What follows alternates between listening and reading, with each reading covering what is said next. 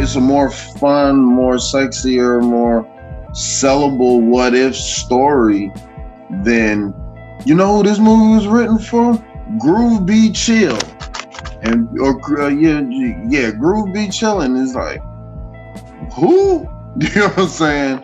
Like, so that's the short sales answer. Mm-hmm. So like every time that me and D-Nick have a conversation, especially about the business, like we'll have these lengthy conversations, and one thing that you always say is, man, that's the business. That's the business. And so, and I told you this story, so I'll tell our audience as well. Like, I had a similar conversation with my brother, and I said, well, it's like D-Nick said, that's the business. But then I also said, but when does it stop being that? When does it stop being like, oh, that's just the business, that's just how it goes? Like at what point? And I think that's even with this conversation that we're having about house party, it's like, man, when does it stop? Like, I know somewhat in a sense of the business, as far as like I know what may seem sexy and all of this stuff. So Kid and Play and Jazzy Jeff and the Fresh Prince were like two of the biggest things. And especially, Will Smith being who he is. So it's like, of course you want to talk about Kid and Play, and you want to talk about Will Smith, and you want to talk about Will Smith, you want to talk about Kid and Play. But I think the one thing that bothered me about the house party story is simply what we were just talking about with the Groove Be Chill situation. Was like, I could see if, based on that story, the song wasn't hitting, whatever, you did the movie and you did it without them, that would be one thing. But they're in the movie, they're recognizable characters, we can quote their lines, and then, like I said before, Chill becomes this actor who's in a lot of TV and movies. So to me, it seemed like you're still erasing them from the story. And I'm like, that's not right. Like, I understand the business side of it a little bit, but to me, I'm like, dude, that's still not fair. It's still a part of the whole like house party story. Well, and I guess I'm like speaking on the side of the business, but I'm not pro none of this shit. Or, I'm, as a professional entertainer, especially on the indie level, it's important for me to know this stuff. And it's important for me to desensitize myself from all of this and move accordingly to the best of my ability, so I don't get jerked. Those brothers, they still ended up being part of history. You know what I'm saying? Gotta kind of big up Reginald Hutton and the Hutton brothers, for holding them down. That's admirable, because I'm sure the studio might have been like, the studio already passed on them, was like, nah, they not fired. You know what I'm saying? Like, yeah. The story goes, the studio didn't even really want Kid and Play. After they wanted, it's like, okay, if it's a hip hop movie, then We want to get the cats that got the biggest records. Wasn't nothing bigger than he's the DJ, I'm the rapper. You know what I'm saying? Like, it wasn't Funhouse or Too Hype or whatever was out at the time from Kid and Play. And so they offered it to them because of dollars. And that's what moves the story. You know, it's just it's just that. As far as, it's dope that Groove Be Chill have a documentary talking about it. You know what I'm saying? Because no one's gonna tell the story. Like, unless you see that documentary of them talking about how that happened for them, no one's gonna tell the story. If they don't tell it, no one's gonna tell the story. You know, but in terms of, it's hard, man. Like, when you try to put morals and, like, especially personal morals into, like, business, you know what I'm saying? And understand it's just like, you know, because that's just not how stuff moves. They're not moving from a fan standpoint. They're not moving from an artistic standpoint. It's not their job to make a dope artsy movie. It's their job to sell a movie. And ideally, if they make a dope movie, then it'll sell better versus a bad movie. So by default, they make a good movie. But they're trying to hedge their bets. So, and they're not trying to make the public be like, wait, that was about their life? And then y'all remixed the script to make it fit Kid and Play more?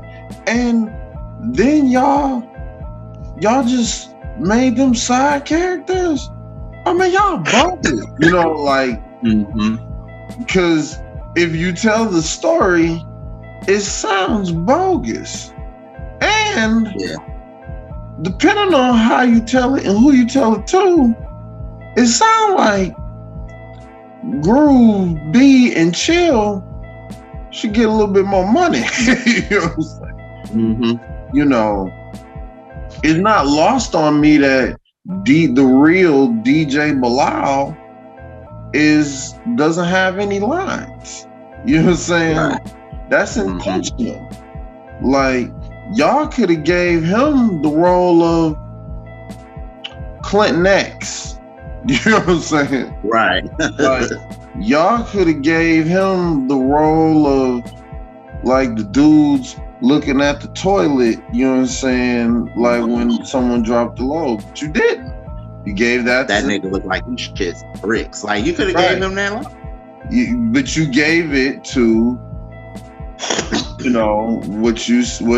what they are. You gave it to seasoned actors, and you even though they only had one line or two line or whatever, you gave it to seasoned actors. You gave it to people who are already in the union versus like, man, I gotta pay to get this dude in the union. You know what I'm saying? Like, that's the thing too. Like, you have to pay to get those actors in the union. So it's like, man, I'll get Chill and I'll get Groove in the union, but I'm not getting DJ Bilal. We just gonna have you as an extra. We'll put you in a movie. It'll be memorable. It'll be a thing. But they're nah. You know what I'm saying?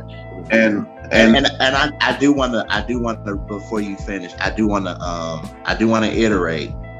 I'm not on here calling out the Hudlin brothers, right, or anything like that. I, like, from my standpoint, I'm just saying, like, just tell the whole story. I don't like, even when I can't speak for anybody else, right? So even with me hearing the whole story, it doesn't damper my feelings towards the Hudlin Brothers or New Line Cinema or the movie House Party as a whole, I still love that movie. Like, that's one of my favorite movies of all time. I'm at this thing where I'm just like, man, like just tell that part of the story too, and still tell the Jazzy Jeff and the Fresh Prince and the Kid and Play story as well. Just tell the whole story. I don't think everybody's gonna be. I mean, probably nowadays you might get somebody, oh man, that's kind of bogus, but I don't think that they would take anybody's, like, you know what I'm saying? I think the people that love House Party will still love House Party. Yeah. It wouldn't taint the movie. It's a fun backstory, but, and you know, obviously us as indie artists that have to fight a fight, and especially you as someone who's a podcaster who documents, and at this time in your, you know, career and artistic journey, you're only able to grab artists like myself, or, you know, like people that are in the indie, you know, blue collar, grassroots, working class artists. You know, when you get bigger, that's when things get funky. But you know, that's why I was like, well, that's the business. You know what I'm saying? Because, you know, it's like, even something as simple as that, telling the story, like, that's a job in itself. That's a publicist's job to promote Groove, DJ Bilal, and Daryl Chill Mitchell. You know what I'm saying? Now, if your